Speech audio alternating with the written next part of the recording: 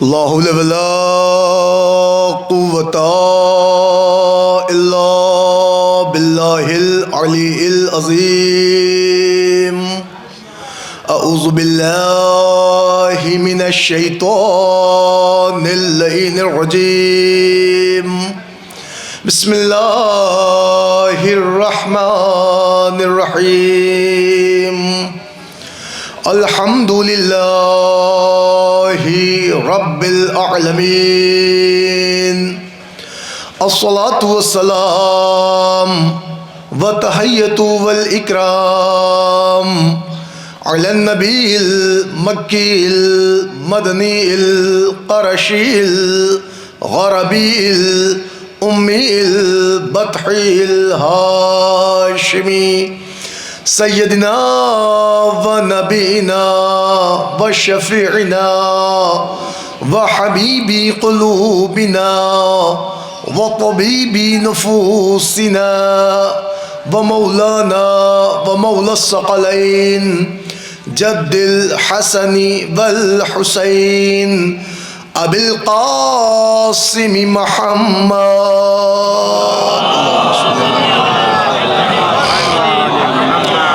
وعلى أهل بيته الطيبين الطاهرين المعصومين المظلومين المنتجبين المنتخبين ولعنة الله على أعدائهم ومنكري فضائلهم ومصائبهم وجلالتهم وسخاوتهم وعظمتهم وعطشهم ومحافلهم ومجالسهم وذكرهم وحقهم وبيانهم أجمعين من يومنا هذا إلى قيام يوم الدين. أما بعد فقد قال الله تعالى وتبارك في القرآن الحكيم وقوله الحق. بسم الله الرحمن الرحيم. هن لباس لكم وأنتم لباس لهن. صلوات پڑھتے ہیں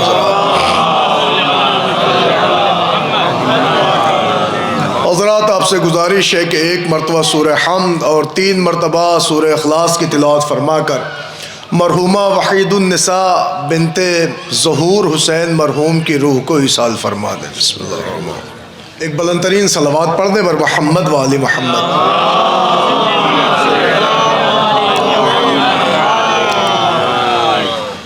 حضرات گرامی قدر، عزاداران حسین مظلوم کربلا، ماتمداران غازی ابو الفضل عباس علیہ السلام، عزیزو آپ کے علم ہے یہ مجلس ایک مومنہ کے ایصال ثواب کے سلسلے میں برپا ہوئی ہے اور سلسلے وار 2 مجلسیں ہیں کہ بعد دیگرے، لہذا ابتدائی و افتتاحی مجلس کا حکم ہے اور تعمیل حکم آپ حضرات کی جناب میں اذان کے وقت تک شرف حاضری ہے.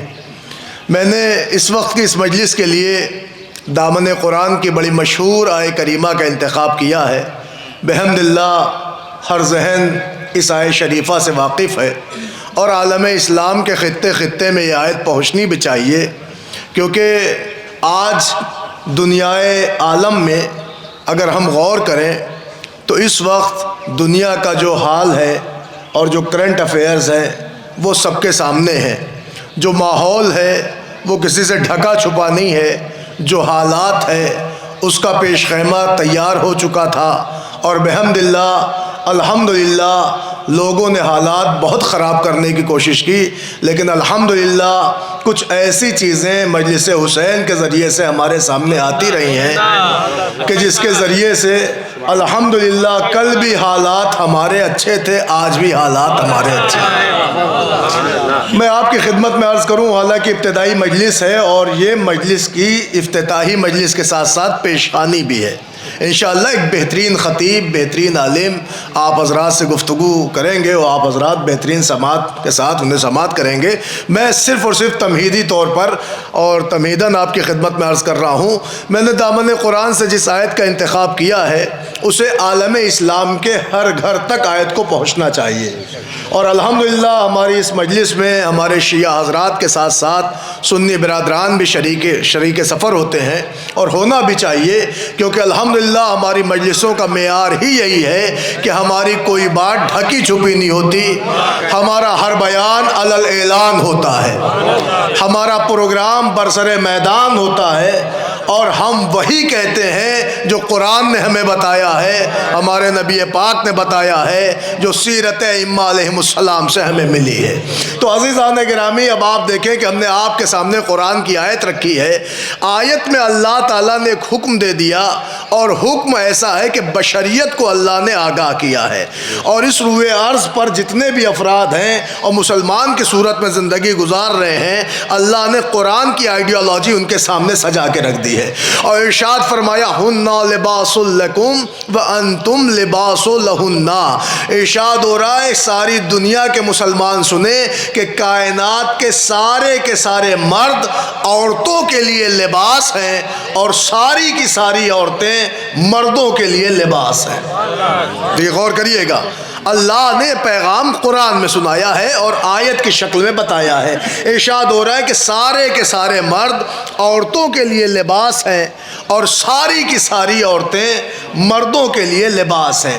گویا دامن قرآن میں اللہ نے بیک وقت دونوں صنفوں کو خطاب کر دیا، اور دونوں صنفوں کو دونوں کا میزان بتا دیا، اور بتایا کہ مرد عورت کے لیے لباس ہے، عورت مرد کے لیے لباس ہے، یہ ان کا لباس وہ ان کا لباس، نہ اللہ نے ان کو ان سے خالی رکھا ہے نہ ان کو ان سے خالی رکھا ہے، اور یہ بھی طے ہے کہ اللہ نے ایک دوسرے کو لباس بنا کر ایک دوسرے کا لازم و ملزوم بنا دیا۔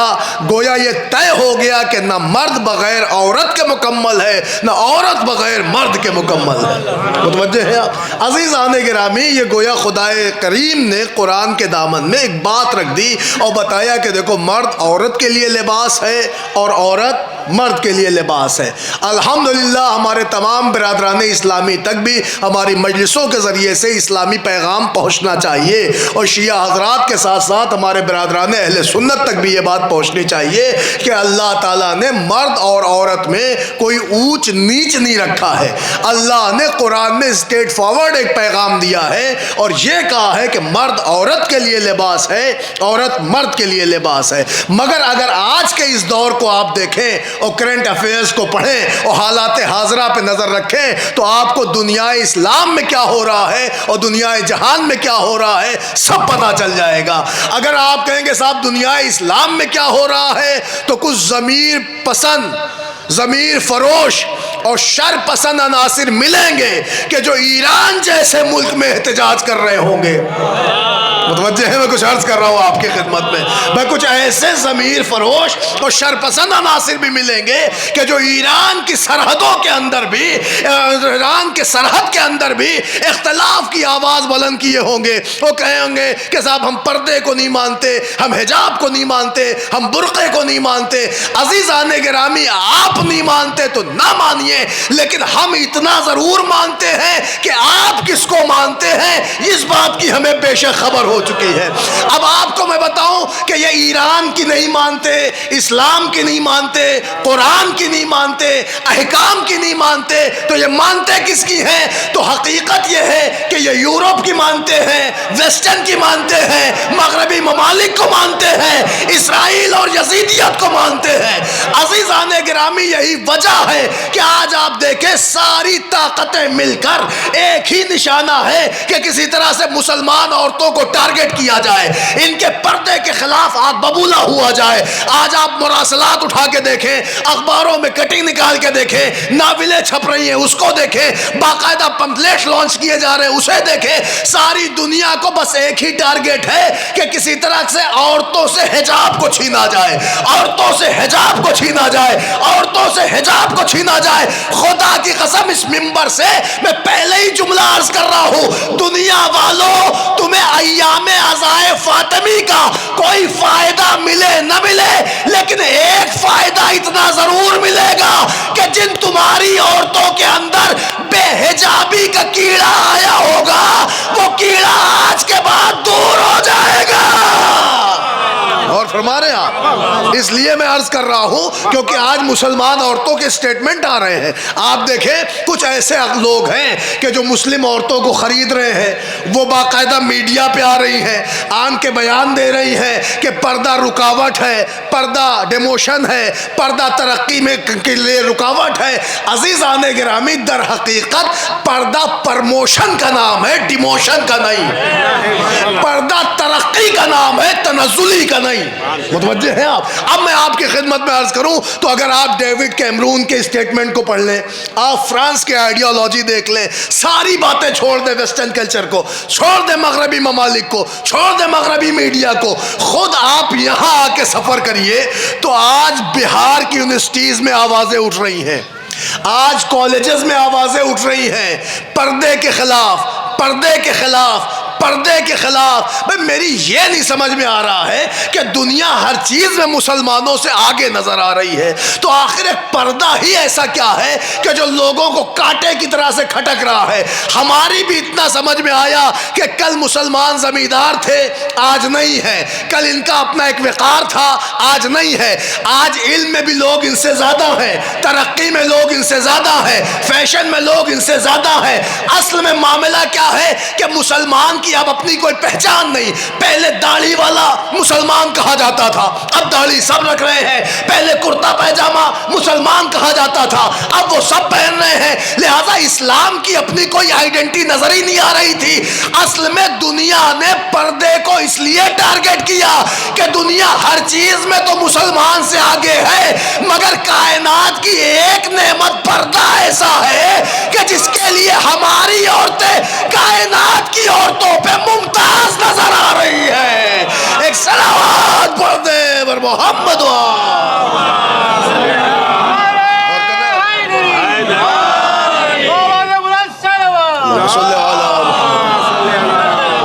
دیکھیں بہت جلدی جلدی مجھے گفتگو کرنا، میرے ساتھ جڑیں، میرے ساتھ نعرہ لگائیں، نعرہ تکبیر، نعرہ رسالت، نعرہ حیدری۔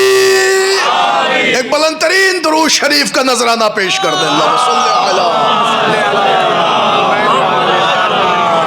غور فرمائیے گا عزیزان گرامی، بحمد اللہ ہمارے تمام برادران اسلامی موجود ہیں، سنی شیعہ حضرات موجود ہیں۔ میں ایک گفتگو سامنے آپ کے رکھ رہا ہوں۔ قرآن مجید کی آیت ہے، اللہ نے اس دونوں صنفوں کو خطاب کیا ہے اور بتایا کہ ان کے لیے لباس ہے، وہ ان کے لیے لباس ہے۔ عزیزان گرامی، آج جو دنیا کا ماحول ہے اور بالخصوص ہمارے یہاں آپ نظر اٹھا کے دیکھیں تو لوگ بالکل پردے کو ٹارگٹ کیے جا رہے ہیں۔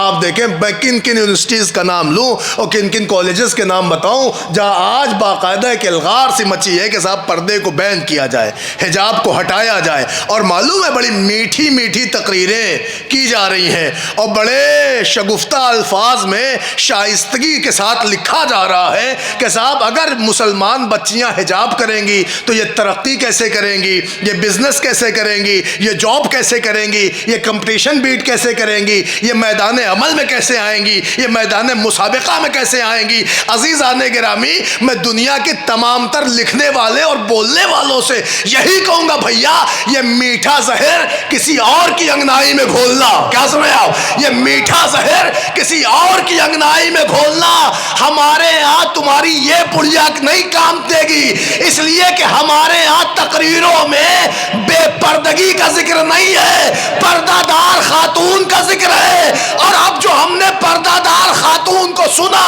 تو ہم نے دیکھا کہ عالم اسلام جب نبی کی بیوی کو لکھنے آیا تو کسی نے کسی بیوی کا خط لکھ دیا، کسی نے کسی کی رنگت لکھ دی، کسی نے کسی کا حلیہ لکھ دیا، لیکن ہم نے جب پردہ دار خاتون کو پڑھا تو کسی جھوٹی سے جھوٹی تاریخ نے نہ حضرت خدیجہ کا خط و خال لکھا، مگر جب ہم نے خدیجہ پڑھا تو اس پردہ دار بی بی کا عالم یہ تھا کہ ان کا سکہ پورے عرب میں رائج ہو گیا۔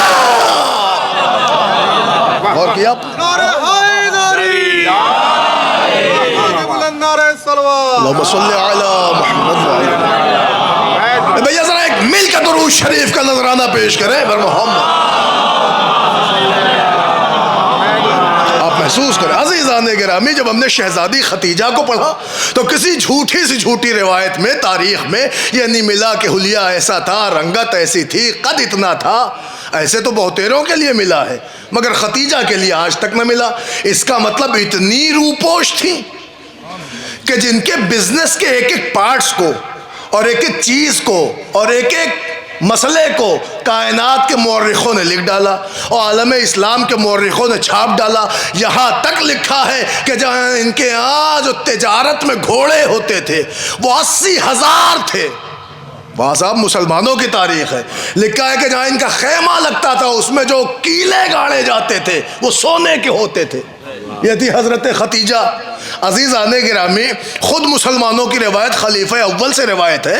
خلیفہ اول کہتے ہیں کہ ایک دن یاس و حسرت تھی اسلام میں، مایوسی تھی چہرے پیغمبر پر، اور ان کی مایوسی کے اثرات چہرے سے نمایاں تھے کہ اس مرتبہ ان کی بیوی حضرت ختیجہ نے پوچھا، میرے والی یہ پریشانی کا عالم کیا ہے؟ کہ بھوکمری ہے، بھوک ہے، پیاس ہے. کہ پھر میرا فائدہ کیا ہے؟ میرے پاس جو کچھ ہے وہ آپ کا ہے. کہ پھر ہوا کیا؟ اب خلیفہ اول کی روایت ہے، علماء اہل سنت نے لکھا ہے کہ اتنے میں انہوں نے کہا اپنے غلاموں سے کہ جتنی اشرفیاں ہیں لے آؤ اور میرے سرکار کے قدموں میں اونڈیل دو. متوجہ ہیں آپ؟ اب آپ حضرت ختیجہ کو دیکھیں کہ اشرفیاں اونڈیل دو. اچھا وہ کہتے ہیں کہ پھر اتنی اشرفیاں اونڈیل دی گئیں کہ میں پنجے کے بل کھڑا ہو کر، پنجوں کے بل کھڑا ہو کر اس پار سے اس پار دیکھنا چاہتا تھا، نظر نہیں آ رہا تھا. یہ بھی مسلمانوں نے لکھا ہے. ان کا قد بھی بہت بلند تھا. اب آپ سوچیں کہ جن کا قد بلند ہو مسلمانوں کے اکارڈنگ اس زمانے میں تو کتنا قد رہا ہوگا. اور پھر وہ قداور جس کا قد بہت بلند ہو وہ اپنے قد کو دیکھتے ہوئے یہ کہہ رہے ہیں کہ صاحب ہم پنجوں کے بل کھڑے ہو کر اس پار سے اس پار دیکھنا چاہتے تھے، نظر نہیں آ رہا تھا. تو سوچے حضرت ختیجہ نے اپنے شوہر نامدار کے قدموں میں اسلام کے لیے کتنی اشرفیاں اڈیل دیں. غور فرما رہے ہیں آپ؟ تو دنیا ہمیں یہ نہ بتائے کہ صاحب اگر عورتیں پردہ کریں گی تو ترقی کیسے کریں گی. ہم نے با پردہ ہی ترقی یافتہ عورتیں دیکھی ہیں. اس لیے کہ جب ہم نے ختیجہ کا پردہ دیکھا تو بزنس پورے عرب میں تھا، اور جب ہم نے حضرت جناب زینب کو دیکھا تو زینب جب دربار یزید میں آئی تو خطاب کا انداز ایسا تھا، زینب کی گفتار باپ کی تلوار. متوجہ ہے آپ؟ بے لوز، ویسے ہی جذبہ، ویسے ہی انداز، ویسے ہی سلاست، ویسے ہی کلام میں بلاغات، ویسے ہی خطاب. عزیزان گرامی دنیا حیران ہے. اب عزیزو کیا کہیں گے آپ اس شہزادی کے لیے کہ جس کے لیے وقت کا امام کہہ دے پھپھی اماں آپ تو عالم غیر معلمہ ہے. وقت کا امام کہہ رہا ہے اور دنیا ہم سے کہہ رہی بھیا پردہ کراؤ گے تو کیسے پڑھیں گی، پردہ کراؤ گے تو کیسے آگے بڑھیں گی. ارے ہم نے پردہی داری میں ترقی دیکھی ہے. جتنی پردہ دار خواتین ہمیں اسلام میں ملی ہے الحمدللہ ان سے ہم نے ترقی ہی دیکھی ہے، تنزلی نہیں پائی. ہاں ایک بات تو طے ہے کہ ہم نے یہ اسلام کی تاریخ میں دیکھا اور قرآن کی آئیڈیالوجی سے پتہ کیا کہ جس نے بھی اللہ اور رسول کی پیروی کی وہ ہمیشہ حرف ذری سے یاد کیا گیا اور لکھا گیا، اور جس نے نہیں کی اس کے لیے خدا نے بھی لعنت کا طوق بھیجا. یہ کلیئر ہے. اب عزیزان گرامی آئیے تو میں آپ کی خدمت میں عرض کروں جو آج دنیا کے لوگ میٹھی میٹھی تقریریں کرتے ہیں کہ صاحب پردہ داری ترقی کی رکاوٹ کا نام ہے، تو پردہ ترقی میں مانے نہیں ہے بلکہ پردہ داری اصل ترقی کا نام ہے. متوجہ ہے آپ؟ اصل ترقی کا نام ہے. اور للہ اس مجلس سے ایک پیغام تمام عالم اسلام میں پہنچنا چاہیے اور ہر مسلمان گھر کی انگنائی تک جانا چاہیے اور ہر مسلمان بہن بیٹی تک پہنچنا چاہیے کہ اے میری قوم کی بہنوں، للہ اس پردے کے لیے ہرگز کسی کی یرغمال نہ ہو جانا، کسی کے بہکاوے میں نہ آنا. یہ پردہ تمہارے اوپر شریعت کی طرف سے تھوپا ہوا بوجھ نہیں ہے بلکہ اللہ کا دیا ہوا ایک ایسا عزت والا تاج ہے کہ جس پر سارے اسلام کو فخر ہے. ایک صلوات پڑھ دے بر محمد. کیا آپ نے عزیزان گرامی؟ لہذا پردہ ہماری آس ہے، پردہ ہماری آبرو ہے، پردہ ہماری آئیڈینٹی ہے، پردہ ہماری پہچان ہے، پردہ ہمارا بھرم ہے، پردہ ہمارا وقار ہے عزیزان گرامی۔ اور ہر باشعور پردہ داری ہی پسند کرتا ہے، بے پردگی کوئی پسند نہیں کرتا۔ غور فرما رہے ہیں آپ؟ لہذا عزیزان گرامی، تو آج جو دنیا اسلام بھونک رہا ہے اور دنیا جہان بھونک رہا ہے اسلام کے خلاف، وہ کس بات پہ؟ وہ یہی کہہ رہا ہے کہ مسلمان عورتیں یہ تو پردے کی چار دیواری میں ہے، لہذا یہ محجوب ہے، محکوم ہے، قیدی ہے، مقید ہے، ان کا کوئی اپنا معیار نہیں، ان کا کوئی اسٹیٹس نہیں، ان کی کوئی ویلو نہیں، ان کی کوئی حیثیت نہیں، یہ گھر کی چار دیواری میں محدود کر دی گئی ہے۔ بچی ہے تو باپ کی کسٹڈی میں، بیوی ہے تو زوجہ ہے تو شوہر کی دیکھ ریکھ میں، ماں ہے تو بچوں کی نگہداشت میں، لہٰذا یہ ہر لمحہ محجوب ہیں، مقید ہیں، قیدی ہیں، مجبور ہیں۔ خدا کی قسم انہی منکرین اسلام کے منہ پر تماچا مارتے ہوئے اللہ نے 1400 سال پہلے قرآن میں آیت رکھی اور کہا کہ ہمارا اسلام پڑھ لو۔ اللہ نے دونوں کو ایک دوسرے کا لباس بتا کے کہا کہ اسلام میں جتنی ویلی مردوں کی ہے اتنی حیثیت عورتوں کی بھی ہے۔ اور کیا آپ نے؟ اور اللہ نے کہا یہ ان کے لیے لباس ہے اور یہ ان کے لیے لباس ہے۔ عزیزان گرامی، اب یوں تو پورا قرآن دیکھے تو کئی مقام پہ لباس آیا، 7 دفعہ لباس آیا، رات کو لباس، دن کو لباس، بھوک کو لباس، تقوی کو لباس، مرد کو لباس، عورت کو لباس، حقیقی لباس کو لباس، بہت سا لباس ہے۔ مگر عزیزان گرامی میں اپنی بات کروں کہ اللہ نے یہاں جس لباس کو لباس کہا ہے وہ ہے مرد و عورت۔ مرد و عورت کا کیا مطلب؟ اس کا مطلب یہ دونوں کے مابین جو رشتہ ہے اس رشتے کو اللہ نے لباس کا نام دے دیا۔ لیکن اب غور یہیں سے ہمیں اور آپ کو کرنا ہے، ضروری تو نہیں کہ ہر لباس ہمیشہ پاکیزہ ہی رہے، اور ضروری یہ بھی نہیں ہے کہ ہر لباس پراگندہ ہو جائے۔ اپنی اپنی فکر ہے۔ عزیزان گرامی، ایک لباس کوئی بے شعور بچہ پہن لے فٹافٹ گندہ ہوتا ہے کہ نہیں؟ لیکن اگر ایک مہذب باشعور پہن لے، غور فرما رہے ہیں، تو ہم پوچھیں گے چچا آپ کا لباس اتنا عمدہ کیسے گندہ نہیں ہوتا؟ تو وہ بتائیں گے نہ تو ہم نجاست میں اترتے ہیں نہ غلاظت میں جاتے ہیں، ہمیشہ باوضو رہتے ہیں، یہ ہے شعور کی علامات۔ متوجہ ہیں آپ؟ اچھا کسی بچے سے پوچھو بھیا ابھی تو پہنے تھے خراب کیوں ہو گیا؟ پتہ چلا وہ گندگی میں چلا گیا، وہاں چلا گیا، اب سمجھ میں آیا۔ یہ دنیاوی مثال ہے کہ جہاں لباس پاکیزہ بھی ہے اور پراگندہ بھی ہے۔ عزیزان گرامی، اللہ نے اس رشتے کو لباس کہہ دیا۔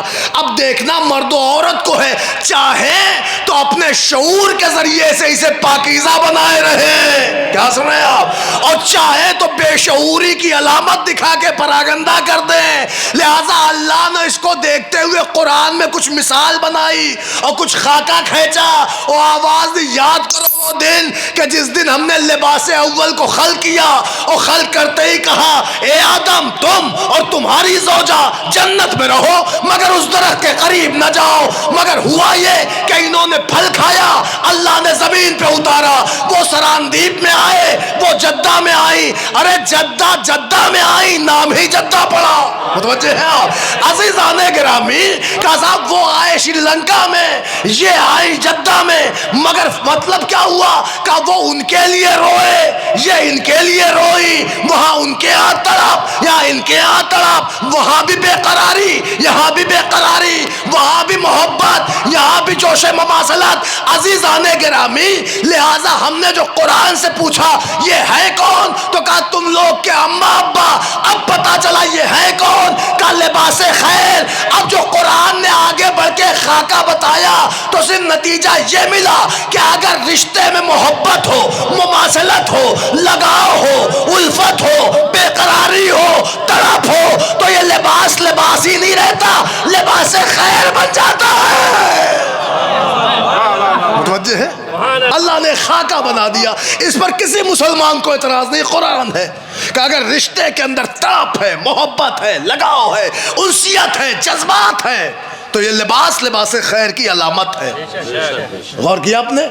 اب عزیزان گرامی یہ ہر باشعور کو سمجھنے کی بات ہے. اس کا مطلب یہ تڑپ، محبت، بے لوث جذبات، یہ مماثلت، یہ محبت، یہ انسیت، یہ کیا ہے؟ کہ یہ لباس خیر کی علامت ہے. تو ہر باشعور کو چاہیے کہ وہ لباس چاہے صنف نازک ہو، غور فرما رہے آپ، یا مرد ہو، یہ دونوں کو چاہیے کہ رشتے میں بیلنس رکھیں، انسیت کا، مماثلت کا. متوجہ ہیں آپ؟ جب یہ ہوگا تو یہ لباس خیر کی علامت پائے گا. میں کہوں گا معبود کیا یہ لباس پراگندہ بھی ہو سکتا ہے؟ کہ کس سے آگے بڑھو. اب جو ہم نے آگے بڑھ کے دیکھا تو ہم نے دیکھا اللہ نے آگے ہی بڑھتے ایک اور مثال دے دی. کہ وہ کس کی مثال ہے؟ کہ وہ ہے حضرت نوح کی مثال. چاروں طرف قحط پڑا ہے، وہ کشتی بنا رہے ہیں، شیطان دروازے تک آ گیا، آ کے کہہ رہا سمجھاؤ اپنے والی کو، ہر طرف قحط ہے، سوکھا پڑا ہے، وہ کشتی بنا رہے ہیں. بھائی بیوی کی کیا خطا تھی؟ بھائی اتنی خطا تھی کہ اس نے شوہر کی غیبت شروع کر دی. کیا سن رہے ہو؟ شیطان کی ہاں میں ہاں ملائی. بھابی شوہر کی غیبت کے الفاظ نکلنے تھے کہ اللہ نے لعنت کا طوق بھیج دیا. دنیا کو ایک پیغام دو نبیوں کی سیرت میں مل گیا اور دو نبیوں کے کردار سے ملا کہ اگر رشتے میں محبت ہے تو لباس خیر ہے، اور اگر غیبت ہے تو لباس شر ہے. ایک صلوات پڑھ دے بر محمد. آپ دیکھیں کوئی ڈھکی چھپی بات نہیں، بالکل سامنے کی بات ہے، اور یہ کوئی خطابت بھی نہیں ہے، سامنے کی بات ہے. آپ دیکھیں کہ اگر رشتے کے اندر محبت ہے، انسیت ہے، لگاؤ ہے تو لباس خیر ہے، لیکن اگر غیبت ہے تو یہ لباس شر کی علامت ہے. اللہ نے لعنت کا طوق بھیجا ہے. اب آپ کہیں گے صاحب ان مجلسوں میں پڑھنے کی کیا ضرورت؟ یہ سب اس لیے ضرورت ہے کہ یہ سب اب ہمارے معاشرے میں ہو رہا ہے. غور کر رہے ہیں آپ؟ ایک صاحب دبئی گئے، اچھے سیٹل ہو گئے ماشاءاللہ، تو وہ ہر مہینے اپنی وائف کو سیلری دے رہے. جن کی وائف کو سیلری آ رہی ہے وہ دوسرے کی وائف کے گھر پہنچی. دیکھیں مثال دے رہا ہوں، ایسا کچھ ہے وہ نہیں. وہ دوسرے کی اہلیہ کے گھر پہنچی اور کہنے لگی کیا کہنا ہمارے خاوند کا، ادھر مہینہ پورا نہیں ہوتا کہ وہ گوگل پے ہو جاتا ہے، فوراً سیلری آ جاتی ہے، اکاؤنٹ میں سیلری آ جاتی ہے. بابا انہوں نے دوسرے کے شوہر کی عظمتیں سننا تھی، اپنے شوہر کو کوسنا شروع کر دیا. یہ سب ہو رہا ہے کہ نہیں ہو رہا ہے؟ خدا را بس یہی پیغام ان مجلسوں سے ہمارے گھر کی عورتوں تک پہنچ جانا چاہیے کہ سنیے آپ ہیں زوجہ، آپ کا بھی کوئی ہے شوہر. ضروری نہیں ہے کہ سب کے حالات ہمیشہ ہی خراب رہیں، اور یہ بھی ضروری نہیں کہ سب کے حالات بڑے اچھے ہی ہمیشہ رہے. عزیزان گرامی ہر عورت کو سمجھنا چاہیے اسلام میں بہترین خاتون اسے کہتے ہیں جو شوہر کے مقتضائے حال کے مطابق زندگی گزار دے. متوجہ ہیں آپ؟ جو شوہر کے حالات کے تقاضے ہیں اسی پہ اپنی زندگی کو اپلائی کرنا، یہ ہے بہترین خاتون کا نمونہ. شوہر زیادہ کمائے اس میں خوش، شوہر کم کمائے اس میں خوش. عزیزان گرامی یہ ہے اسلام کی بہترین خاتون. لیکن معاشرے میں جو ہو رہا ہے وہ کسی سے ڈھکا چھپا نہیں، یہی ہو رہا ہے. آپ دیکھیں پڑوس میں اٹھا کے دیکھ لیں، کسی کے حالات اچھے ہیں اور کسی کے ذرا سا ناگفتہ ہو گئے تو بیوی اگر شوہر کی مخالفت میں، برائی میں، غیبت میں پڑ جائے تو ہم یہ نہیں کہہ رہے کہ وہ لعنتی ہو گئی، لیکن کم از کم ہم اس کو لعنتی نہیں کہہ سکتے ہیں، مگر لعنت والا چیپٹر قرآن سے دکھا سکتے ہیں. غور فرما رہے ہیں آپ؟ عزیزان گرامی اللہ نے اس رشتے میں، اس بیلنسنگ میں دونوں مثالیں رکھ دی ہیں سامنے. کہا یہ ہے لباس خیر کی علامت، یہ ہے لباس شر کی علامت. تو اب تک آپ تک کیا پہنچا کہ اگر محبت ہو، انسیت ہو، لگاؤ ہو تو لباس خیر ہے، لیکن اگر اس میں غیبت ہو تو لباس شر کی علامت ہے. ایک بات، اب چونکہ ایک مومنہ کے ایصال ثواب کی مجلس ہے تو میں نے یہ چاہا کہ کم از کم عورتوں کی ہی بات ہو جائے، یا میں فاطمی بھی چل رہا ہے. عزیزان گرامی تو بات سمجھ میں آئی. لہٰذا لباس کو پاکیزہ رکھنا ہماری اپنی ذمہ داری ہے. ہمارا شعور اگر بیدار ہے تو لباس پاکیزہ ہے، مگر اگر ضمیر مر چکا ہے تو لباس بھی پراگندہ ہو چکا ہے. عزیزان گرامی لباس کی پاکیزگی شعور کی زندہ ہونے کی دلیل ہے. اور فرما رہے ہیں آپ؟ اب رہی بات، ضروری یہ نہیں کہ لباس ایک ہی طرف سے گندا ہوگا، دونوں طرف سے بھی ہو سکتا ہے. اس کی ایک مثال یہ ہے کہ قرآن میں اگر آپ اٹھا کے دیکھیں کہ صاحب یہ کوئی کہے کہ مردوں کو حاکم بنا دیا، عورت کو محکوم بنا دیا، تو کوئی عورت یہ نہ سمجھے کہ مرد کو ہمارا حاکم بنا کے ہمیں محکوم بنا دیا گیا۔ اگر اللہ نے ایک پارٹ میں مرد کو حاکم بنایا ہے تو دوسری طرف مرد کو ذمہ داریاں بھی بے پناہ دے دی۔ مرد ہی عورت کے نان و نفقے کا ذمہ دار بھی ہے، کمائے گا وہی، لائے گا وہی، یہاں تک کہ حکم ہے مردوں کے لیے کہ گھر کے کاموں میں بھی ہاتھ بٹاؤ۔ متوجہ ہے؟ آج ہمارے معاشرے میں اگر کوئی صاحب کچن میں چلے جائیں تو ان کے دوست احباب ان کی مزہ لے لیتے ہیں، غور کر رہے ہیں آپ؟ لیکن میں آپ کو سنا دوں، لہٰذا یہ مزہ بھی نہیں ہونا چاہیے، مذاق بھی نہیں بننا چاہیے، کیونکہ پیغمبر ایک دفعہ آئے، جب آئے تو کیا دیکھا؟ حضرت شہزادی چولہے پہ ہے اور مولا کائنات ایندھن دے رہے ہیں۔ غور فرما رہے ہیں آپ؟ پیغمبر نے وہی خوش ہو کے کہا یا علی، مردوں کے لیے بہتر یہ ہے کہ وہ گھر کے کاموں میں بھی عورتوں کا ہاتھ بٹائیں۔ آپ نے غور فرمایا؟ عزیزان گرامی، لیکن خدا کی قسم ایک مثال زندگی حضرت زہرا کی یہ بھی ہے، آئے گی آگے بات تو پھر میں عرض کروں گا آپ کی خدمت میں۔ اور یہ جو باتیں آپ سنتے ہیں نا حضرت شہزادی کے لیے کہ شہزادی کو کیا کہنا، شہزادی کے پاس تو کنیزیں تھیں۔ آپ کو پتہ ہے 18 برس کی زندگی، 9 برس کی زندگی وہ جہاں شادی نہیں ہوئی، اور 9 برس کی زندگی وہ جہاں شادی ہوئی، اس شادی ہونے کے بعد بھی آپ کہیں گے بھائی شہزادی کے لیے کیا ہے؟ وہاں کنیزیں ہی کنیزیں تھیں۔ غور فرمائیے گا، کنیزیں ہی کنیزیں تھیں۔ خود مولا علی جیسا شوہر جو گھر کے کاموں میں بھی ہاتھ بٹائے، ایسا بھی شوہر تھا۔ عزیزان گرامی، تو میں آپ سے کہتا ہوں کہ اگر شہزادی کے لیے آپ ایسا سوچ رہے ہیں تو ایسے سوچئے کہ 9 سال کی زندگی بغیر شادی کی، 9 سال کی زندگی وہ جس میں شادی کے بعد کی ہے، جو شادی کے بعد کی زندگی ہے اس میں 5 بچے، اور ان 5 بچوں میں 9 سال میں 5 بچے، اور اس کے علاوہ سب سے بڑا معیار یہ ہے کہ اس میں مولائے کائنات نے جنگیں لڑی ہیں 80۔ 5 بچے، 9 سال کے دنوں کو کیلکولیٹ کریں، 5 بچے بھی ہیں اور مولا علی نے جنگیں لڑی ہیں۔ اور پھر عالم کیا ہے کہ اس میں ایک مولائے کائنات کی مادر گرامی بھی ہے۔ اور وہ آج کا زمانہ نہیں ہے کہ گرمی لگ رہی ہے تو اے سی آن کر لیا، ٹھنڈک لگ رہی ہے تو ہیٹر آن کر لیا، پانی کے لیے سمرسیبل لگا لیا۔ سنیے، تاریخ کہتی ہے اب جب مولائے کائنات اسلام کے لیے جنگوں میں باہر رہتے تھے تو فاطمہ زہرا کا دستور یہ تھا کہ کنویں سے خود پانی کھینچتی تھی، کھانا خود بناتی تھی، گیہوں چکی پہ خود پیستی تھی۔ معاذ اللہ ہم گیہوں کہہ رہے ہیں، زیادہ تر کے لیے لفظ یہی ہیں کہ آٹا خود بناتی تھی۔ غور فرما رہے ہیں آپ؟ آٹا خود تیار کرتی تھی، لیکن اپنی ساس یعنی مولائے کائنات کی مادر گرامی کی بھی خدمت خود ہی کرتی تھی۔ آج کچھ عورتیں ہیں کہہ دیتی ہیں آپ شریعت دیکھ لیں، ہمارے اوپر تھوڑی ساس سسر واجب ہے، ہمارے لیے صرف تربیت اولاد ہے یا اطاعت شوہر ہے۔ عزیزان گرامی، ہم بھی مانتے ہیں لیکن ایک حسن خلق بھی ہوتا ہے۔ متوجہ ہے آپ کا ضمیر کیسے گوارا کرتا ہے کہ آپ اپنے کچن میں کھا لیں اور آپ کے شوہر کی ماں بھوکی رہ جائے؟ ایک ذرا صلوات پڑھے ور محمد و آل محمد۔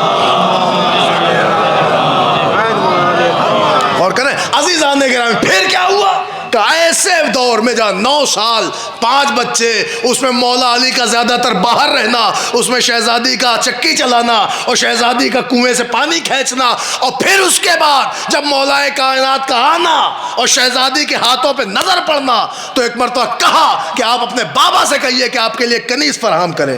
2 دفعہ اپنے بابا کے پاس آئی بابا جان، اور کہہ کے چپ ہو گئی۔ کہا میں آپ سے کہنا کچھ چاہتی ہوں۔ کہا کہیے، کیا کہنا چاہتی ہیں؟ خاموش ہو گئی، نہیں کہہ سکیں۔ تیسری دفعہ جب آئی تو مولائے کائنات نے کہا کہ یا رسول اللہ، آپ کی بیٹی آپ سے کچھ کہنا چاہتی ہے۔ کہا کیا کہنا چاہتی ہے؟ کہ وہ کچھ نہیں کہہ پا رہی، 3 دفعہ آ چکی ہیں، بس آپ ایک کام کریے کہ فاطمہ کے ہاتھوں کو دیکھ لیجئے۔ شہزادی کے جب ہاتھ کو دیکھا ہے، وہ ہاتھ پورے کٹ چکے تھے۔ غور فرما رہے ہیں آپ؟ تو فوراً رسول اللہ نے اسے اپنے منہ سے بوسہ لے لیا۔ کہا بیٹی بتاؤ کیا کروں میں تمہارے لیے؟ مولائے کائنات نے کہا ہو سکے تو ان کو ایک خادمہ دے دے۔ یہ پہلی خادمہ کی پیشکش تھی جو مولائے کائنات نے کی تھی۔ غور فرما رہے ہیں آپ؟ عزیزان گرامی، یہ مولائے کائنات نے خادمہ کی پیشکش کی تھی رسول اللہ سے۔ پھر رسول اللہ نے کہا فاطمہ میں تمہیں ایک ایسی چیز دے دوں کہ جسے پا کے تم خوش ہو جاؤ گی. کہا یا رسول اللہ بتائیں بابا جان بتائیں کیا ہے وہ شے. تو پھر رسول اللہ نے انہیں تسبیح بتائی اور کہا 34 دفعہ اللہ اکبر اور 33 دفعہ الحمدللہ اور 33 دفعہ سبحان اللہ. اس تسبیح کو اپنے بابا سے لے کر فاطمہ زہرا اتنا خوش ہو گئی کہ گویا جیسے انہیں خادمہ مل گئی ہو. غور فرمایا آپ نے. تو عزیزان گرامی میں آپ کی خدمت میں عرض کروں کہ حضرت شہزادی کونین کے اگر دور کو دیکھیں تو ہر شعبے میں تعلیمات نظر آ رہی, ہر شعبے میں. تو میری بات کہاں تھی؟ میں بات یہ عرض کر رہا تھا کہ صاحب معاملہ یہ ہے کہ جو رشتہ ہے, رشتہ سب سے ضروری ہے اس میں بیلنس. اگر محبت ہے تو علامت خیر کی ہے, اور اگر نفرت ہے, بیزاری ہے, غیبت ہے تو یہ علامت شر کی ہے.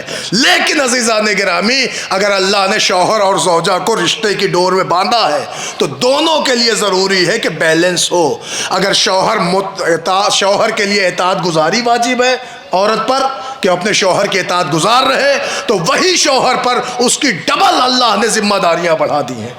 اور وہ ذمہ داریوں میں نان نفقہ بھی ہے, کسب حلال بھی ہے, کسب معاش بھی ہے, گھر کا روزگار بھی ہے. عزیزان گرامی یہ ساری ذمہ داریاں اللہ نے شوہر پہ دے دی ہیں, اور زوجہ پہ صرف کیا اطاعت شوہر.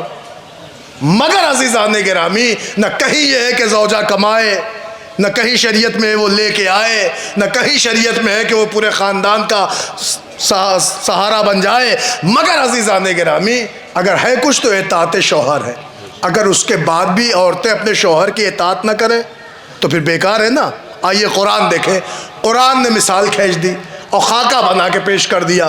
ایسا خاکہ کہ حضرت ابراہیم لق و دق صحرا میں ہے اور پا رکاب ہیں, گھوڑے پر سوار ہے, سفر بستہ ہے. جیسے ہی آگے بڑھنا چاہے زوجہ کہتی میرے والی ہمیں کس پہ چھوڑے جا رہے.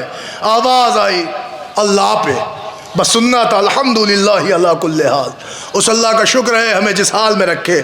بس جیسے ہی آگے بڑھے پھر زوجہ نے کہا میرے والی میں تو رہ لوں گی, مگر یہ جو میرا چھوٹا سا بچہ اگر اسے پیاس لگی تو کیا کروں گی. ابراہیم نے کہا یہ ہے صفا اور وہ ہے مروہ, صفا سے مروہ تک پانی تلاش لینا, اللہ راہ حل کرے نکالے گا. یہ کہہ کہ ابراہیم چلے گئے. دیر گزری, اسماعیل کے ہونٹوں پہ پیاس کے آبلے پھوٹے. ماں نے اپنے بیٹے کو لٹایا, ایک دفعہ صفا پہ گئی, پھر مروہ پہ, پھر صفا پہ گئی, پھر مروہ پہ گئی. سارے عالم اسلام کا ماننا بھی یہی ہے کہ 7 دفعہ گئی مگر پانی نہ ملا. وہ تو اچھا ہوا کہ لوٹ کے آئی. ادھر اسماعیل کی ایڑیوں کی رگا سے چاہے زمزم ابل گیا. متوجہ ہیں آپ؟ سب جانتے ہیں, پورا عالم اسلام جانتا ہے. مگر عزیزان گرامی آج غیر مسلم ہم سے سوال کرے کہ بھیا ایک نبی کی بیوی, نبی کی ماں, کوئی کامن سینس بھی ہوتا ہے؟ ایک بار پہاڑیوں پہ گئی, 2 بار گئی صفا مروہ پہ, 3-4 بار گئی صفا مروہ پہ, پانی نہیں مل رہا تھا تو بار بار وہی کیوں گئی؟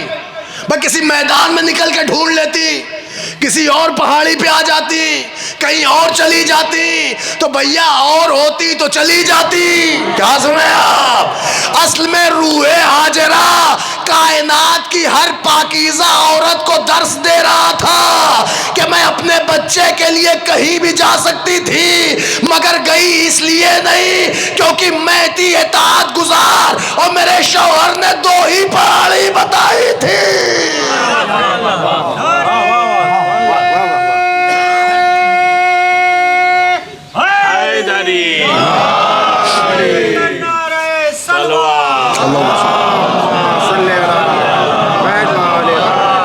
بہت جلدی سے سننا, بہت زیادہ وقت ہو رہا ہے. ایک ذرا مل کے جلدی سے صلوات پڑھ لیں پر محمد و آل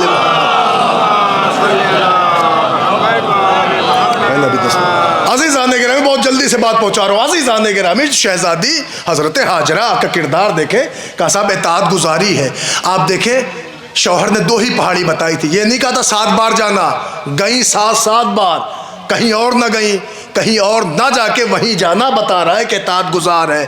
اچھا دیکھیں اس خاتون کا اتنا نیک عمل اللہ کو اتنا پسند آیا کہ اللہ نے اسے رکن حج قرار دے دیا اور کائنات کے ہر مسلمان پہ فرض کر دیا کہ جب جب تم میرے گھر آؤ گے، جب تک اس نیک خاتون کی سیرت پہ عمل نہ کرو گے حج قبول نہ ہوگا۔ اب سوچ رہے ہیں آپ، اگر کوئی نیک خاتون ہو تو اس کا عمل شریعت بن جاتا ہے، غور فرمایا آپ نے۔ لیکن عزیزان گرامی، اگر نیک خاتون کا عمل شریعت بن جاتا ہے تو پھر یہ بھی طے ہے کہ بری خاتون کا عمل، غور فرما رہے ہیں آپ، لائق لعنت ہو جاتا ہے۔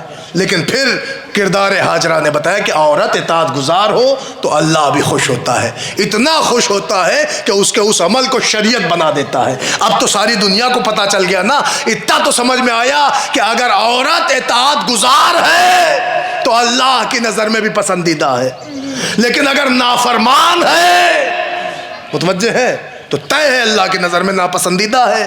اب یہیں سے زمانہ طے کر لے کہ اگر عورت شوہر کے بتانے کے اعتبار پہ چلے تو اللہ کے ہاں پسندیدہ ہے، اور اگر شوہر کے منع کرنے کے بعد بھی نہ مانے، متوجہ ہیں آپ، تو عام لوگوں کی بات چھوڑیں، اللہ ہی کی نظر میں ناپسندیدہ ہے۔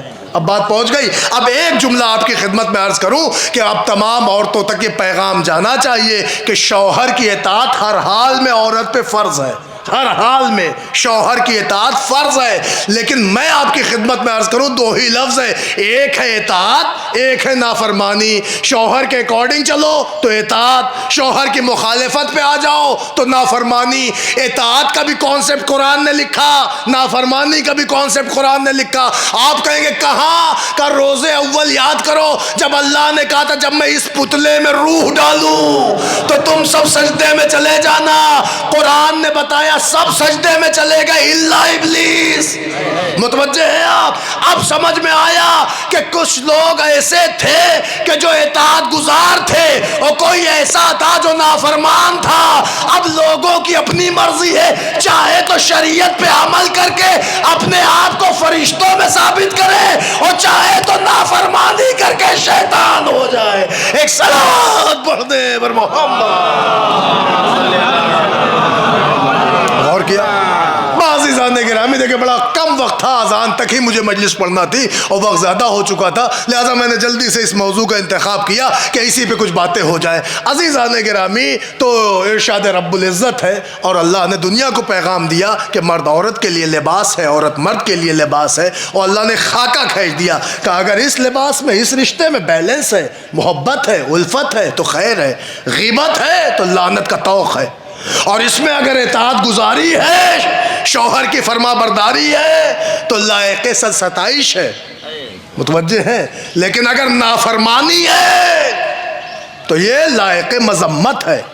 غور فرما رہے ہیں آپ؟ یہ ہر عورت کے لیے ایک پیغام ہے، لہٰذا اب دنیا کو سمجھ لینا چاہیے کہ پیغمبر اسلام جو دنیا کو درس دینے آئے تھے، اخلاق کا درس دینے آئے تھے، جب چادر میں سب جمع ہو گئے تو روایتوں نے لکھا ام سلمہ جو بڑی پاکیزہ باوقار خاتون تھی پیغمبر کی، وہ آئیں اور آ کے کہ انہوں نے اپنے وارث والی کو سلام کیا اور شوہر نے جواب سلام دیا، انہوں نے اجازت مانگی کیا میں بھی آ سکتی ہوں؟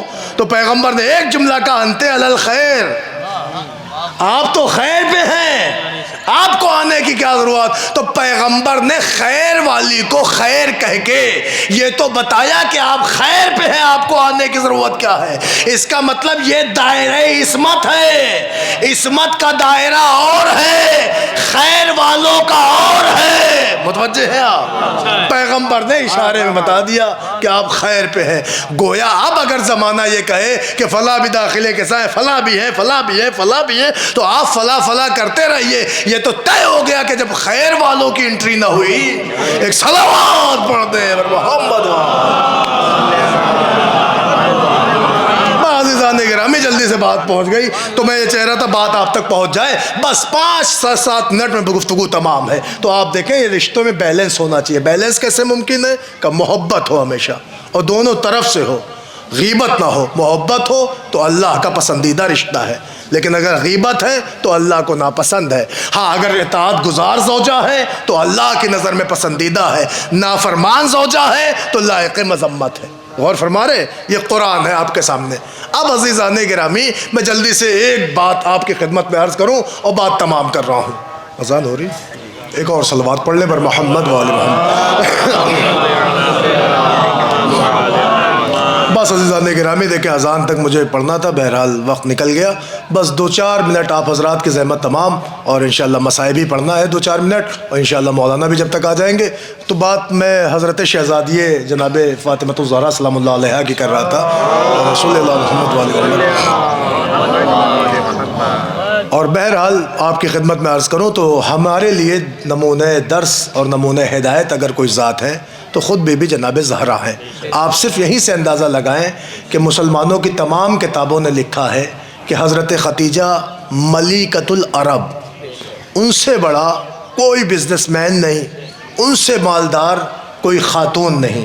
یعنی اگر ماں دیکھیں تو وہ ختیجۃ الکبریٰ ہے، ملیکۃ العرب ہے، اور اگر باپ دیکھیں تو سید الانبیاء ہے۔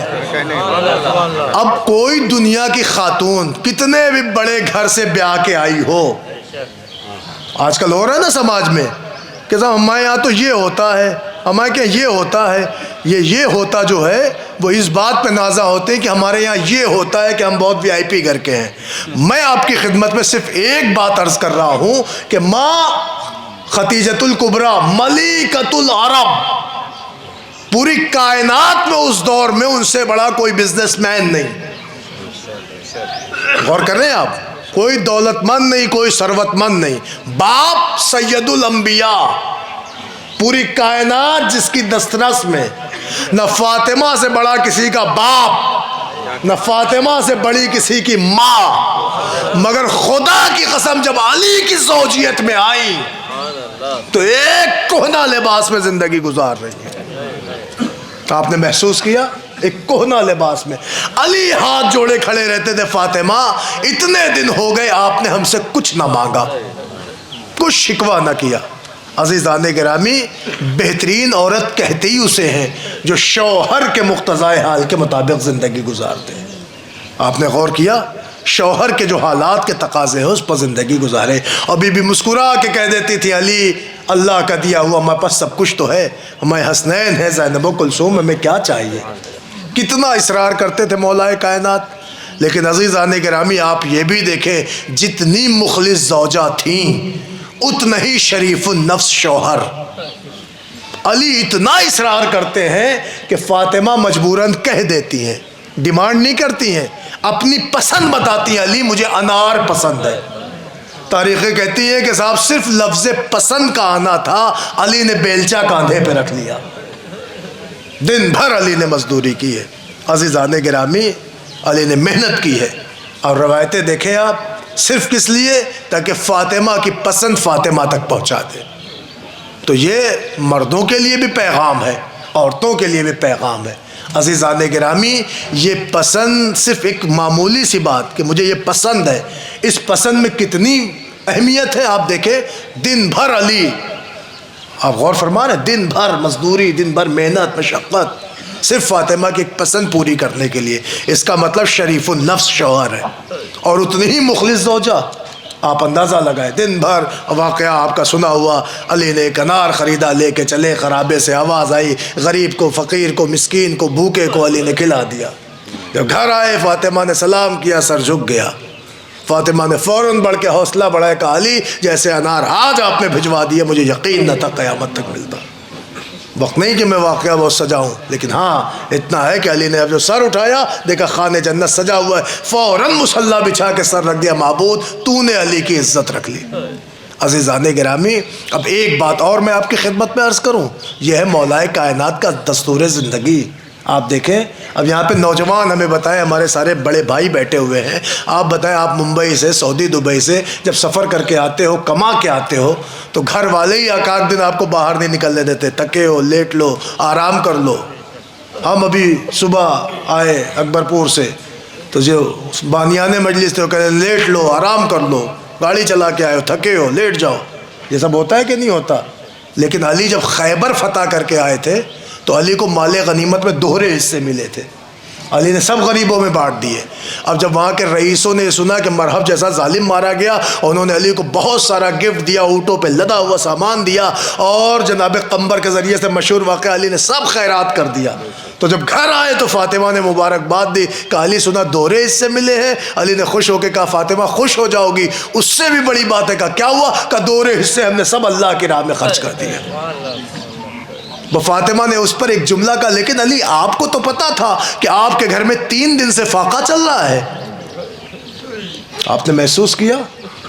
خیبر میں ہی تو ناد علی پڑھ کے بلایا تھا پیغمبر نے۔ علی آپ کو تو پتا تھا کہ آپ کے گھر میں 3 دن سے فاقہ چل رہا ہے، اب آپ کیا کریں گے؟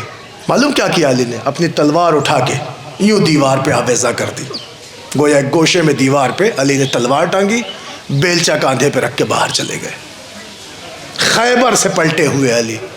آپ کہیں کما کے گھر آؤ تو آپ فوراً واپس ہو جاتے ہیں عزیزان گرامی، لیکن یہ ہے اپنے بچوں کو پالنے پوسنے کا انداز، یہ ہے علی کا طریقہ کہ راہ خدا میں بھی سفر کر کے آئے ہیں، اب چلیں اپنی فیملی کے لیے۔ عزیزان گرامی، یہ مولا کائنات کا کردار دیکھیں، گھر میں فاقہ 3 دن سے ہے مگر سارا غریبوں میں مسکینوں میں بانٹ دیا۔ عزیزو آسان نہیں ہے فاطمہ جیسا ہو پانا، آسان نہیں ہے مولا کائنات جیسے ہو پانا، لیکن بس اللہ سے یہی دعا کرنا چاہیے پروردگار ہمیں ویسا بنا دے جیسا ہم سے اہل بیت چاہتے ہیں۔ بس عزیزان گرامی، اسباب رحمت کو سمیٹ رہا ہوں، گفتگو تمام ہے۔ ایک مرحومہ کے ایصال ثواب کی مجلس ہے، ابھی مجھے خبر ملی کہ صاحب جب انتقال ہوا تو ایک مجمع آ گیا تھا، بیٹے آ گئے تھے، لیکن میں آپ کی خدمت میں عرض کروں ایصال ثواب کی مجلس ہے۔ ظاہر ہے کہ ہمارے یہاں کسی کا بھی انتقال ہو جائے اطراف و جوانب سے لوگ آ جاتے ہیں۔ آج دیکھیں اس مجلس میں کیا نام لوں، الگ الگ بستی کے کہاں کہاں کے مومنین بیٹھے ہیں، کوئی شادوئی سے آیا ہے، کوئی اکبرپور سے آیا ہے، کوئی جونپور سے آیا ہے، کوئی کراری سے آیا ہے، جلال پور سے لوگ ہیں۔ عزیزان گرامی یہ کیا ہے؟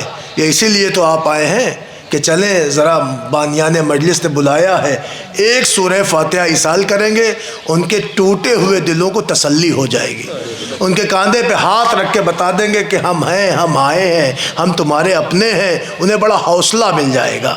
عزیزو یہ سب باتیں ہوتی ہیں، میں یہ نہیں سمجھ میں آتا کہ بعد پیغمبر جو روایتیں کہتی، کوئی کہتی 40 دن، کوئی کہتی 75 دن، کوئی کہتی 90 دن فاطمہ زندہ رہیں، مگر زندہ جتنے دن بھی رہیں روتی رہیں۔ میں یہ نہیں سمجھ پا رہا تھا رو کیوں رہی تھی اتنی فاطمہ، لیکن شاید مجھے ایک چیز بہت کلک کر رہی تھی اور وہ میرے لیے قلق بھی بن رہی تھی کہ میں کیسے اس لفظ کو پڑھوں۔ شاید ایک بات تو فاطمہ کو بہت رلا رہی تھی کہ باپ تھا سید الانبیاء، ساری کائنات کا سردار اور نبیوں کا سردار۔ فاطمہ بھی سوچ رہی ہوں گی میرا بابا جس کے آخری حج میں 1.25 لاکھ حاجیوں کا مجمع تھا، اس کے جنازے اٹھانے والے نہیں نظر آ رہے تھے۔ اللہ اکبر۔ عزیزان گرامی، اور ایک جملہ احساس کا آپ کی خدمت میں عرض کروں، نوجوانوں آپ کے ہاں ہمارے ہاں کوئی انتقال ہو جاتا ہے تو دوسرے تیسرے دن کیا ہوتا ہے؟ سب کہتے ہیں سیوم کی مجلس، فاتحے کی مجلس، تیجے کی مجلس۔ یہ ہمارا معاشرہ ہے کہ ہمارا کوئی مر جاتا ہے تو دوسرے تیسرے دن فاتحے کی مجلس ہوتی ہے۔ آؤ دکھاؤں تمہیں، 28 تاریخ کو پیغمبر دنیا سے رخصت ہوئے، دوسرے دن فاطمہ کے دروازے پر آگ اور لکڑیوں کا مار۔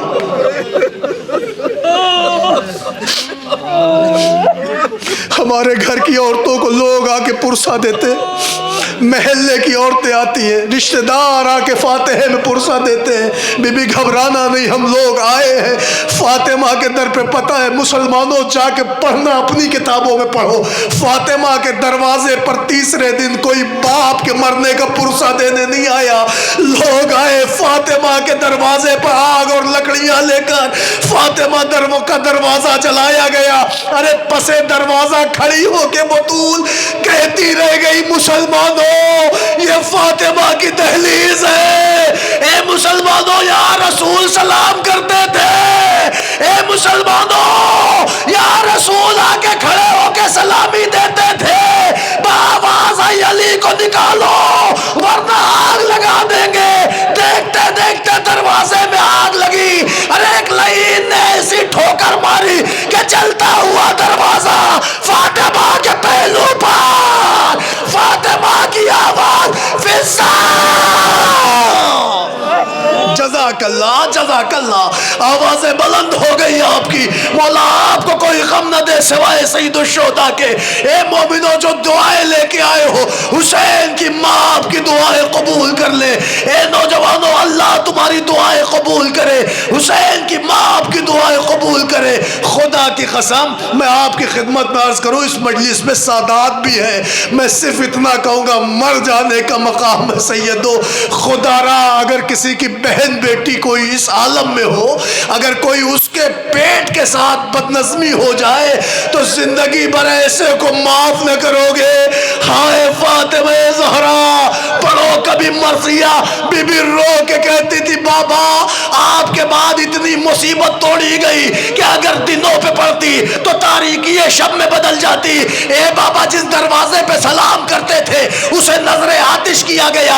اے بابا جس بیٹی کا احترام کرتے تھے اسے در و دیوار کے درمیان ایسے پیسا گیا جیسے چکی کے دو پارٹ میں گندم پیسا جائے۔ اے بابا میرا محسن مار ڈالا گیا۔ اجرکم اللہ اجرکم اللہ۔ سنو گے غربت حضرت زہرا، پوچھو کیوں روتی رہی بطول، کتنے دن کیوں روتی رہی؟ گھٹ گھٹ کے فاطمہ دنیا سے رخصت ہو گئی۔ ہمیشہ کا دستور تھا ہاتھ اٹھا کے سلام کرے، مگر جب ایک دن شوہر نے دیکھا فاطمہ نے ہاتھ نہ اٹھایا، پوچھا فاطمہ کیسے سلام کر رہی ہو؟ فاطمہ نے جواب نہیں دیا، فوراً جملے بدل کے کہا علی میں نے سنا مدینے کے حالات خراب ہو گئے نا، اب اہل مدینہ آپ کو سلام نہیں کرتے؟ علی نے سر جھکا کے کہا بہت خراب ہو چکے ہیں، اب علی سلام کرتا ہے اہل مدینہ جواب نہیں دیتے۔ اللہ اکبر۔ شوہر کی غربت نے فاطمہ کو اور رلایا۔ یہی وجہ ہے کہ فاطمہ نے اپنی تحریر اور تقریر دونوں میں لفظیں کہی تھی، علی میرے دشمنوں کو میرے جنازے میں نہ آنے دینا، علی تاریکی شب میں اٹھانا، علی تابوت میں اٹھانا تاکہ جنازے کی تشہیر نہ ہونے پائے۔ یہ سارے جملے فاطمہ نے کہے تھے، اور ایک جملہ یہ بھی تھا علی میرے حسین سے خبردار رہنا، میرے بچے کو پیاس بہت لگتی ہے، اللہ اکبر، میرے حسین کو پیاس بہت لگتی ہے۔ سارے جملے حضرت شہزادی کے ہیں، مگر اے عزادارو بابا کو رونے والی فاطمہ جب اس دنیا سے رخصت ہوئی نا، اور بچوں نے آ کے بابا کو خبر دی، مسجد میں کہا بابا بابا میری ماں مر گئی، ہماری ماں مر گئی۔ خدا کسی مرد مومن کو یہ دن نہ دکھائے کہ جو چھوٹے چھوٹے بچے آ کے کہہ رہے تھے بابا اماں مر گئی۔ روایت کہتی وہ علی جو فاتح خیبر و خندق تھے اس جملے کو سن کے برداشت نہ کر سکے، ارے محراب سے چلے صحن مسجد تک آتے آتے گھٹنے زمین پہ ٹیک دیے، سر پہ ہاتھ مارا، میرے اللہ علی غریب ہو گیا۔ اجرکم اللہ اجرکم اللہ۔ بچوں نے سہارا دیا، حسن و حسین نے بازو تھاما، بابا اماں مر گئی آپ چھوڑ نہ جانا، یہ کہہ کے گھر میں لے آئے۔ میں نہیں پڑھتا تفصیل، بس ایک روایت ہے، روایت نہ ہوتی نہ پڑھتا، لیکن خدا کی قسم کلیجہ ہل جائے گا۔ احسن بھائی روایت سنے، کلیجہ ہل جائے گا۔ روایت کہتی جب تاریکی شب بڑھ گئی، علی نے غسل دے دیا، جنازہ تیار کر دیا، رات آ چکی تو ایک مرتبہ جنازے کے قریب علی آئے اور حسرت بھری نگاہوں سے بطول کا جنازہ دیکھا، اور جنازہ دیکھ کے ایک دفعہ سر پہ ہاتھ رکھا اور رکھ کے کہا واہ غربتا واہ غربتا۔ اے فاطمہ ارے آپ نے یہ بھی نہ سوچا کہ اس تنہائی میں اپنے چھوٹے بچوں کے ساتھ تمہارا جنازہ کیسے اٹھاؤ؟ اے فاطمہ علی کی غریبی کا خیال کی ہوتی، علی کتنا غریب ہو گیا۔ ارے علی کا مرثیہ بچے نہ برداشت کر سکے، باپ کو روتا بھی لگتا دیکھ کے حسنین کا دل بھر آیا۔ اے عزاداروں میں کیسے وہ حالات آپ تک پہنچاؤں؟ ایسے ناہنگامی حالات میں بچوں نے اپنا دروازہ کھولا، اندھیری شب میں مدینے کی گلیوں میں دو چھوٹے چھوٹے شہزادے نکلے اور آن کے کسی کا دروازہ چپکے چپکے سے کھٹکھٹایا، اور کھٹکھٹا کے ایک مرتبہ اپنا دامن طلب بڑھایا اور اپنا کشکول طلب بڑھا کر ایک جملہ کا چچا سلمان میری ماں کا جنازہ پڑا ہے، میرا بابا تنہا ہے، ارے کوئی چلو میری ماں کا جنازہ اٹھوا لو۔ اے عزادارو کرو کائنات کا اس سے بڑا مصائب کیا ہوگا کہ دنیا کے واحد یتیم تھے جو ماں کا جنازہ اٹھوانے کی بھیک مانگ رہے تھے۔ میں کہوں گا چچا سلمان، اے چچا آئیے، ارے سلمان تو آ گئے، جنازہ تو اٹھ گیا، مگر دل چاہتا عرض کروں بی بی زہرا خوشا نصیب آپ کا جنازہ بھی اٹھا، جنت البقیع بھی پہنچا، تدفین بھی ہو گئی، مگر ہائے غریبی ہے حسین کا جنازہ پڑا رہا، نہ کوئی غسل دینے والا، نہ کفن پہنانے والا، ایک سجاد مرثیہ کنا، ہائے میرا غریب۔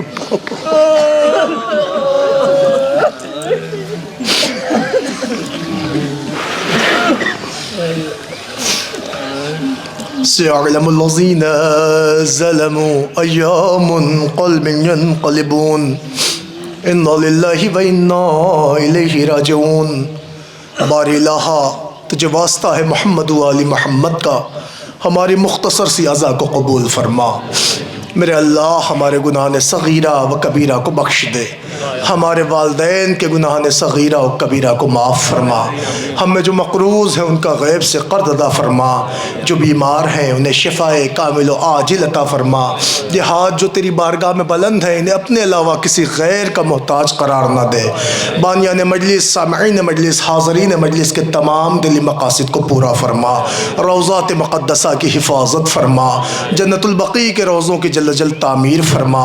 میرے مولا دعاؤں میں یہ بھی دعا ہے ہم میں جو حضرات بے روزگار ہیں انہیں برسر روزگار بنا، جو برسر روزگار ہیں انہیں ترقی عطا فرما۔